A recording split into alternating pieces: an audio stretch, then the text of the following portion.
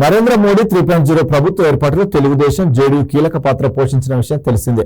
ప్రత్యేక హోదా ఇవ్వాలని బీహార్ డిమాండ్, అటు ఆంధ్రప్రదేశ్ కూడా ఆచితూచి వ్యవహరించిన నేపథ్యంలో సంకీర్ణ ధర్మాన్ని పాటించి రెండు రాష్ట్రాలకు బడ్జెట్లో ప్రాధాన్యం కల్పించింది. బడ్జెట్లో భాగంగా కేంద్రం బీహార్, ఏపీలకు ప్రత్యేక ప్యాకేజీని ప్రకటించింది. ఆంధ్రప్రదేశ్ సర్వతోముఖ అభివృద్ధికి ప్రాధాన్యం ఇస్తామని చెబుతున్న కేంద్ర ప్రభుత్వం ఆ దిశగా అడుగులు వేసినట్టు కనిపిస్తుంది.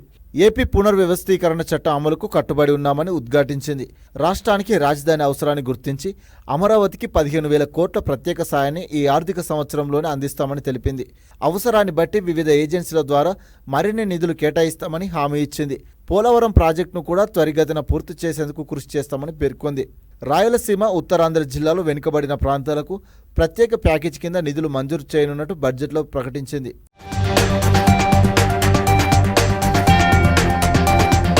బీహార్కు ప్రత్యేక హోదా సాధ్యం కాదని తేల్చి చెప్పిన కేంద్రం బడ్జెట్లో మాత్రం అధిక కేటాయింపులతో శాంతిపరిచే ప్రయత్నం చేసినట్టు కనిపిస్తుంది. బీహార్లో రహదారుల అభివృద్ధి కోసం కేంద్రం భారీగా కేటాయింపులు జరిపింది.